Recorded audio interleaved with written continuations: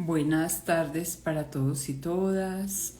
Hoy nuevamente saludando desde la Asociación Colombiana de Facultades y Escuelas de Enfermería a todos mis seguidores en estas live y en estos diálogos de educación que tenemos nosotros establecidos.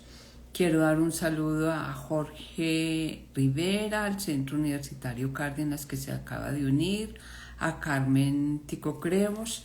Quiero recordarles que tenemos abierta la convocatoria nacional de investigación SINOVA, que se cerrará este 3 de octubre, ya casi, para que presenten sus proyectos de investigación, las unidades afiliadas, proyectos que se escogerán y que serán financiados en parte por ACOFAE y que sus resultados serán presentados el año entrante en el Coloquio Nacional de Investigación que realiza ACOFAE cada año. Muchas gracias por estar aquí. A Manu Palacios, a Elika David, buenas tardes profesora, qué bueno tenerla de nuevo en las live, me dice el Centro Universitario Cárdenas, a Nalir Red, que se acaba de unir. Continuando entonces con estos diálogos que hemos venido haciendo en este segundo semestre del 2025, vamos a continuar con la temática del currículum, porque el currículum tiene muchos aspectos muy importantes que yo quiero que ustedes conozcan. Carmen Tico Cruz, hola desde el Brasil, muchas gracias por estar. Y entonces por eso anunciamos que hoy vamos a hablar de los fundamentos curriculares y de las clases o tipos de currículo que existen. ¿Por qué vamos a hablar de los fundamentos curriculares? Porque el currículo no es simplemente una lista de contenidos, de asignaturas, de módulos o de núcleos o un plan de estudio que se pone en el programa o que se le entrega al estudiante para que sepa qué es lo que va a estudiar. Es una construcción compleja y bastante compleja que refleja ¿qué? Que refleja los principios, valores y conocimientos que una sociedad considera relevantes para formar a sus ciudadanos. Por eso una institución elabora ese currículo en base a unos fundamentos que los vamos a enumerar y a mirar. Entonces, ¿son qué? Son principios teóricos y son principios prácticos que sustentan esa elaboración y esa implementación de la enseñanza y que no son improvisados. Por eso la educación no es improvisada, la educación responde a un qué, a qué enseñar, responde a cómo enseñar, para qué enseñar y a quién enseñar. Responde a esas cuatro cosas: qué enseñar, cómo enseñar, para qué enseñar y a quién enseñar. Y cuando hablamos de esas cuatro cosas importantes nos referimos entonces a esos principios que fundamentan ese currículo. Son un elemento clave que el programa escribe y que desarrolla y que le sirve al profesor. ¿Para qué le sirve al profesor? Para definir su forma de enseñar de forma coherente, para adaptar el contenido a esas realidades del estudiante y para evaluar de forma significativa. Por eso es que tenemos ese currículum basado en esos principios. Asegurando que ese currículo sea pertinente, que sea efectivo, que sea capaz de proveer un desarrollo integral, y por eso lo vamos a ver en esos fundamentos, y que haya participación constructiva de la sociedad, es decir, que se refiera a esa sociedad donde se desarrolla ese currículo en ese instante. ¿A través de qué? De una institución que es la que soporta ese currículum que se está ofreciendo en esa institución.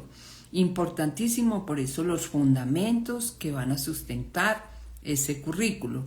Sigo saludando aquí a Cindy Pérez, de FMG5 y a Juan Calderón, que se acaban de unir. Entre sus fundamentos tenemos fundamentos epistemológicos. Es decir, cuál es la naturaleza de ese conocimiento, cómo se valida y se construye y se organiza ese conocimiento. Entonces, aquí en esos principios epistemológicos nosotros orientamos esa selección de contenidos disciplinares. ¿Qué conocimiento se va a enseñar? Ese currículo está actualizado a la realidad. Vamos a mirar si se va a enseñar con evidencia científica, de dónde provee esa evidencia científica, con pensamiento crítico. Y entonces, por ejemplo, si estamos en la profesión de enfermería, ¿qué teorías y modelos de enfermería van a fundamentar ese currículo? O si es de otra carrera, ¿cuál es el fundamento epistemológico, por ejemplo, en derecho, en comunicación, en economía? Entonces siempre vamos a tener en cuenta ese fundamento epistemológico. El otro es el fundamento filosófico. Es el que le da sentido a la educación. ¿Qué valores orientan ese proceso formativo? Generalmente en lo filosófico estamos hablando de lo institucional. ¿Cuál es el fin de esa institución? ¿Qué ciudadanos queremos formar? ¿Qué profesionales queremos formar? Y entonces aquí entrarían esas ética y esos valores institucionales. ¿Cuál es el centro de ese proceso educativo para el aprendiz? Que es muy importante tenerlo en cuenta, y qué se debe tener en cuenta en ese perfeccionamiento de las potencialidades humanas. Entonces, cuando hablamos de ese fundamento filosófico, estamos aquí teniendo en cuenta los desafíos, los cambios paradigmáticos que se han producido, y por eso a veces decimos, bueno, ese currículo apunta a la formación integral del individuo, es decir, no solamente a su parte física y emocional, sino también a su parte espiritual o a su parte moral y a su parte ética. Por eso hablamos de currículos humanísticos o currículos pragmáticos o currículos cognitivistas o constructivistas, porque ahí entraría esa filosofía que tiene esa institución y que va a tener ese currículo. Muy importante también entonces los fundamentos epistemológicos, que es el conocimiento, y los fundamentos filosóficos, que es el fin de la formación. El otro fundamento es el sociológico. ¿Qué tenemos en cuenta nosotros en los fundamentos sociológicos? Tenemos en cuenta la relación entre el currículo y la sociedad, es decir, el contexto donde se está desarrollando y cómo adecuamos ese currículo a esas necesidades sociales, culturales, políticas y económicas de ese entorno que sea local, y hoy en día hablamos del global, que incluye entonces, ¿qué incluye? La equidad, la ciudadanía, la ecología, el medio ambiente, la cultura, la lengua, la inclusión y la implementación de esos cambios sociales que a cada momento están ocurriendo. Entonces, por eso miramos si ese currículo sí responde a esas necesidades de ese contexto donde se va a impartir. Sigo saludando aquí a Mariluz Uribe, a Silven Calderón, que se acaban de unir. Muchas gracias por estar.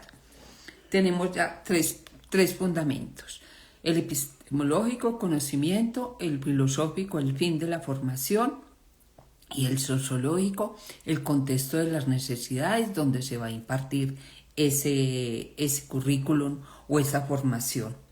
El otro es el fundamento psicológico. ¿Qué nos dice en el fundamento psicológico? ¿Qué debemos tener en cuenta nosotros en ese fundamento? Pues al estudiante, a su parte cognitiva, a su parte emocional, a su parte social, cómo se diseña y cómo aprende el estudiante. Hay que tener en cuenta entonces a ese aprendiz como ese individuo integral, lo dijimos, pero tenemos en cuenta todas sus partes, no solamente el desarrollo cognitivo o el desarrollo físico, sino también ese desarrollo emocional.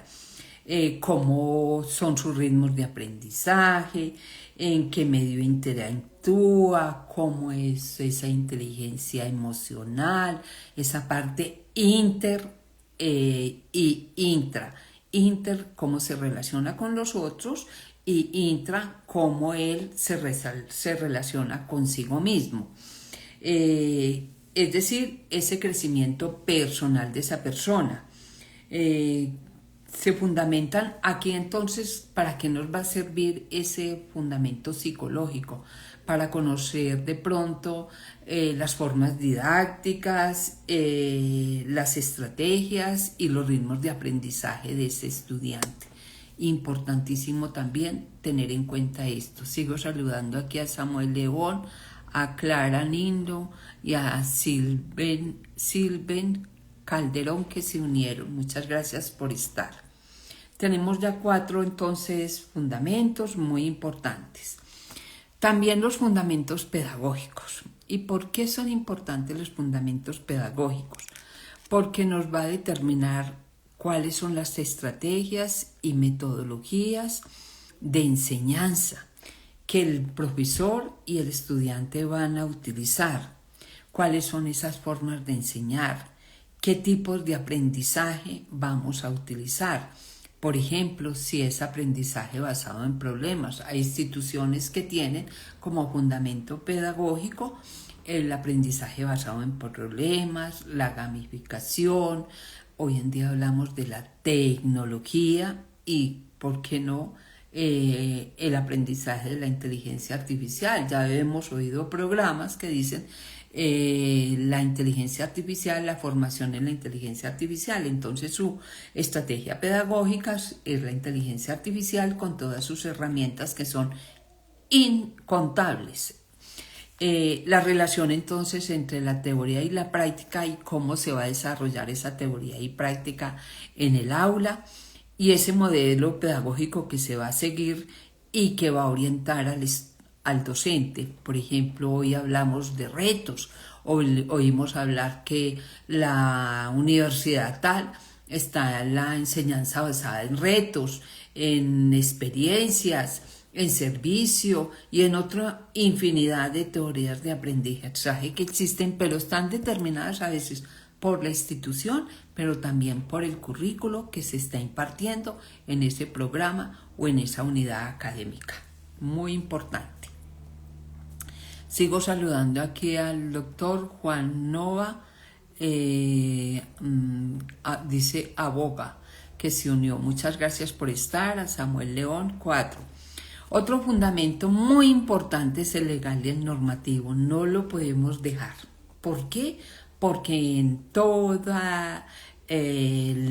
países del mundo existe un marco legal, que regula la educación según el nivel, si es infantil, si es primaria, si es secundaria y si es universitaria. ¿Qué leyes y qué políticas educativas enmarcan esa formación? Y también las reglamentaciones institucionales y propias del programa. Por ejemplo, ¿cuáles son las reglamentaciones para profesores, para estudiantes, el reglamento de estudiantes o el reglamento de prácticas si existe en una institución? ¿Cuáles son esas reglamentaciones de esas instituciones o propias del programa? Por eso debemos tener en cuenta siempre ese marco legal o normativo. Por ejemplo, las calificaciones o las notas que incluyen cuándo se van a dar, que incluye el primer parcial, por ejemplo, las notas cuándo se deben dar, cómo se deben subir, etcétera. Son una serie de recomendaciones legales y normativas que cada institución o que cada programa van a tener. Entonces, muy importante también tener en cuenta ese marco normativo. Por ejemplo, si hay exámenes supletorios o si hay exámenes de habilitación, que lo hablábamos hace mucho tiempo, o si había procesos de recuperación que deben estar escritos. Entonces, eso influye en el currículo. Es un fundamento importante a tener en cuenta. Y hoy en día han aparecido otros fundamentos muy importantes, que son el fundamento ecológico Y cuando hablamos del fundamento ecológico, pues nos referimos a esa conciencia ambiental, a esos lineamientos que de pronto está trazando la institución o el programa en ese currículo para decirnos cómo nos involucramos en el mantenimiento del medio ambiente en el que estamos nosotros circundando, cómo tratamos, por ejemplo, los desechos en una institución educativa, cómo hacemos esa promoción del mantenimiento del orden ambiental, de la realidad, de la preservación y del mantenimiento de ese patrimonio natural que tenemos nosotros alrededor, que nos va a servir para enseñarle a nosotros a que respetemos esa ecología. Entonces también es importante tener en cuenta ese fundamento. Y por último estaría ese fundamento axiológico, que aunque en la filosofía decimos, en el fundamento fisiológico, que orienta esos valores, aquí hacemos relación más a esa ética y a esa estética, que pueden estar implícitos y explícitos, pero que ayudan a esa formación integral. Siempre vamos a ver y a preguntar cuáles son esos principios que tiene la institución, principios relacionados, por ejemplo, con la responsabilidad, con la solidaridad, con la autonomía, con el bien común. Entonces, por eso es muy importante tener en cuenta todo esto que les acabo de mencionar. Puede que en algunas instituciones esto ya esté escrito y lo tenemos. Y entonces hay que adaptar nuestro currículo a esos fundamentos que nos imparte la institución o que nos imparte el programa o la unidad académica. Pero si no están escritos, también los debemos nosotros promocionar y hacerlos entender a nuestros profesores y a nuestros estudiantes. Son importantísimos los fundamentos, los epistemológicos, filosóficos, sociológicos, psicológicos, pedagógicos, legales o normativos, axiológicos y ecológicos. Toda institución debe trazar sus currículos y su formación de sus estudiantes y aprendiz basados en fundamentos que se traducen en el currículo. Quiero saludar aquí a Adri, que se acaba de unir, a Valeria 371, a Sebas Franco, a Santiago 19035 y al doctor Juan Nova, que también se unió. Vamos a ver los tipos de currículo, porque oímos hablar que currículo flexible, que currículo oculto, que currículo nulo, que currículo legal, que currículo oficial, que currículo real, que el currículo explícito, que el currículo implícito. Son muchas las clases de currículo que nosotros oímos hablar, y por eso hoy se los traía aquí como una cosa importante para que ustedes sepan qué tipos de currículos o qué clases de currículos existen. Currículum, estoy hablando de currículo educativo. ¿Qué tipos entonces de currículum o clases existen? Hemos oído hablar del currículo oficial o prescrito. Prescrito. Es el elaborado y aprobado por una autoridad educativa. El ministerio, por ejemplo, nos dice cuántos son los números de créditos, los objetivos o las competencias, los contenidos, las metodologías que debe tener ese programa, que debe ser normativo y obligatorio. Si a usted le preguntan quién determina esto, lo pueden determinar las mismas instituciones que dicen cuántos son las horas, cuántos son los créditos, cuáles son las actividades de trabajo complementario independiente, cuál es el número de horas prácticas que debe tener ese currículo, y por eso decimos que es un currículo oficial o prescrito, que inclusive para que a la persona esos currículos, oiga lo que le estoy diciendo, sean aprobados por el ente legal a nivel de, por ejemplo, de Colombia, que es el Ministerio de Educación, debe cumplir con unas horas teóricas, unas horas prácticas, unas horas, un número de créditos determinado, que ya está estipulado, y un trabajo complementario. Entonces, por eso hablamos de ese currículo oficial o prescrito en el que se determinan esas normativas que son obligatorias que las cumpla ese programa. ¿Cuál es el currículo real o el currículo implementado? Es el currículo que se aplica, es el currículo que se da en la práctica, que es dado por el docente en el aula, que puede ser adaptado a ese contexto, que tiene unos recursos y unos estilos de aprendizaje. Ese es el currículo implementado, que responde a esas necesidades, a esas modificaciones y que se ajusta a la realidad del aula, porque una cosa es que a mí me digan que este es el contenido, pero cuando llegue al aula yo voy a adaptar ese currículo a las necesidades de mis estudiantes cuando me los encuentro. No es que cambie el número de horas, no es que cambie el número de créditos, no es que cambie ciertas cosas, es que adapte esos contenidos a esas circunstancias especiales que traen mis estudiantes. Por eso lo denominamos currículo real o implementado, pero el número de horas sigue siendo el que está determinado en el programa, el número de créditos, el número de horas prácticas, todas esas cosas siguen siendo ese currículo oficial que está prescrito. ¿Qué es el currículo oculto? Nos dicen, ay, pero es que el currículo oculto no es. ¿Qué es el currículo oculto?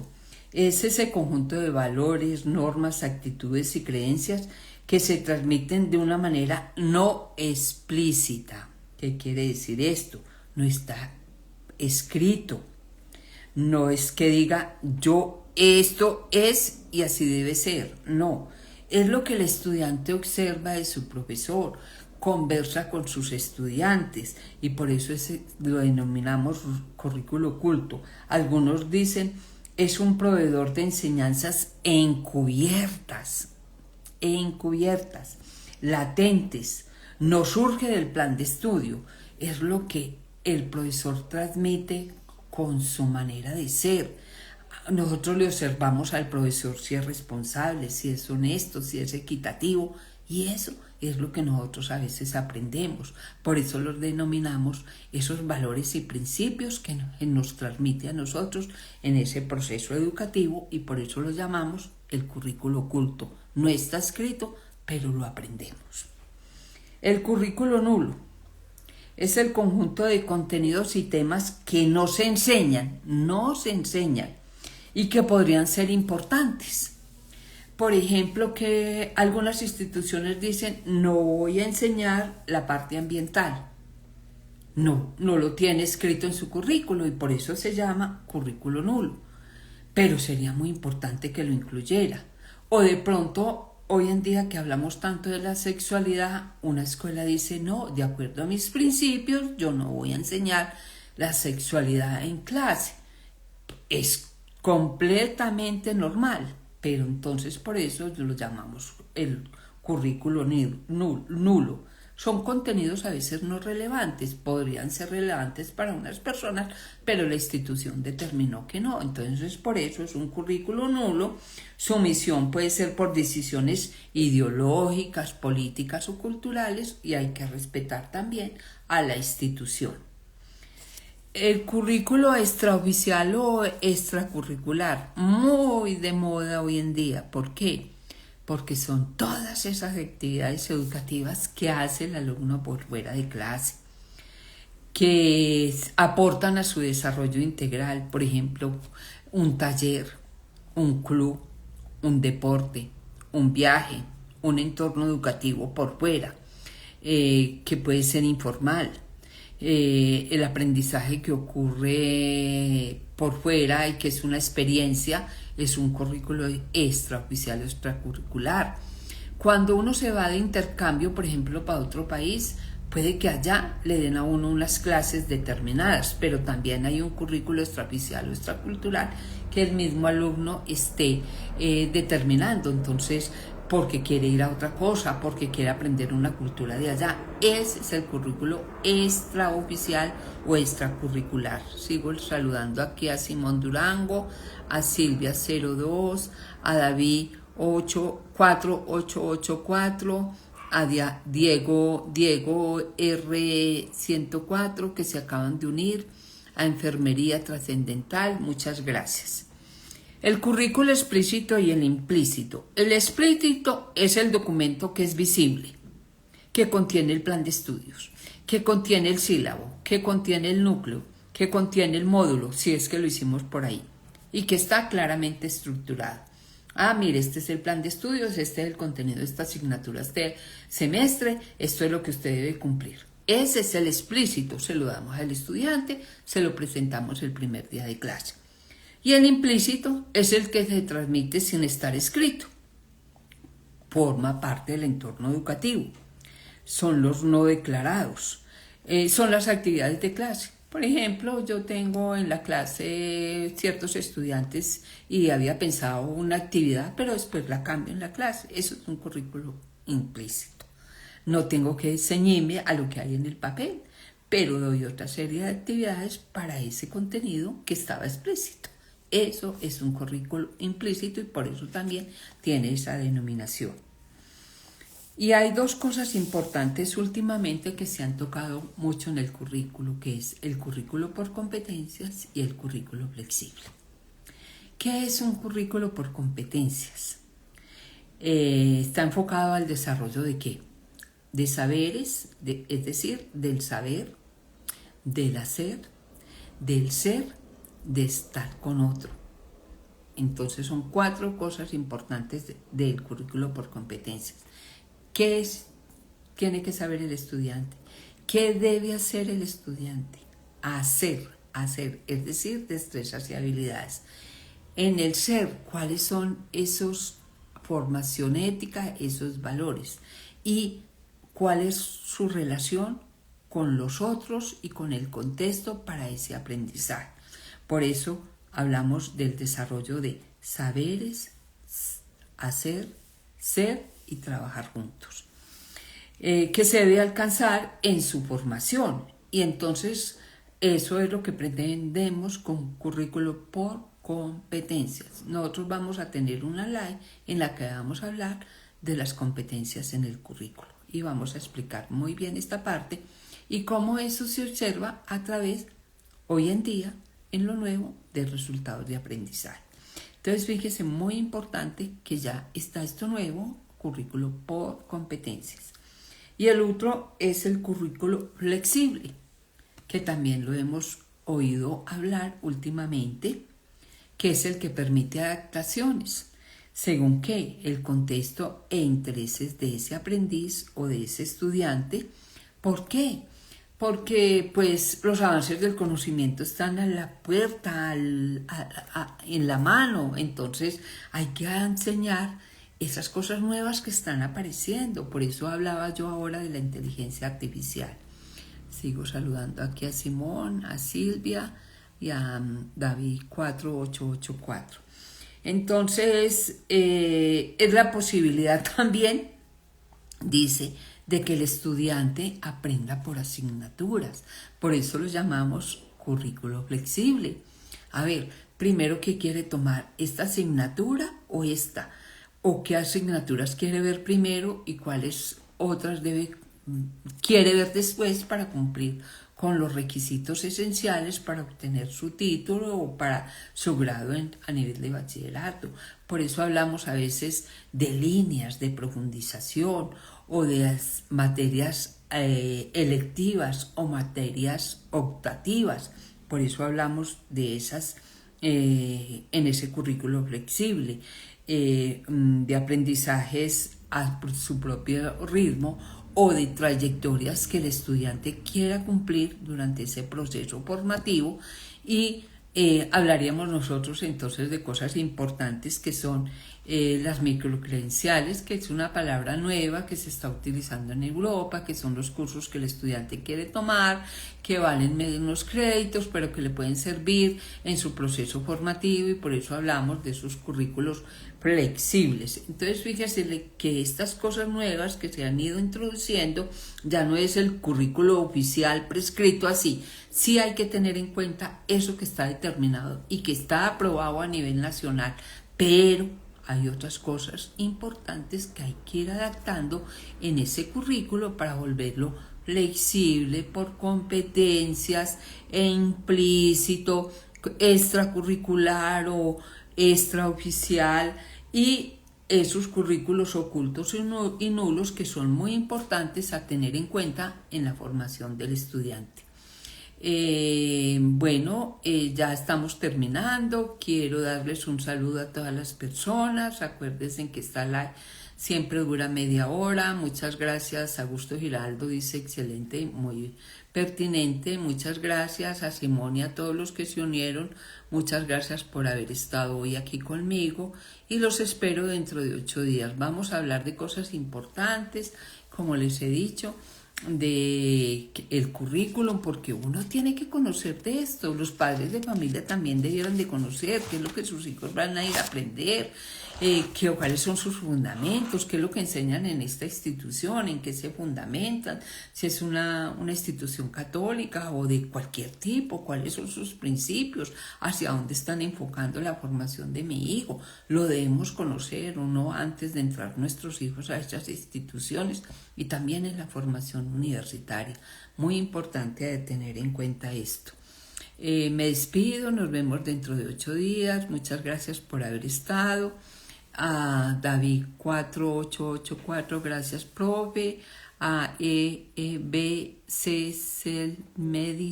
Medica que se unió, y a Carmen Tico Cross, gracias, y nos vemos dentro de 8 días con otro tema y seguiremos hablando del currículum. Uno piensa que no, pero nuestros hijos fueron estudiantes, conocimos nosotros esos planes de estudio, no nos interesamos, no los vimos, no sabíamos que nos enseñaban. Lo que hacíamos era tareas con ellos. Aprendamos qué es esto para que nosotros podamos también participar de esos procesos. Muchas gracias.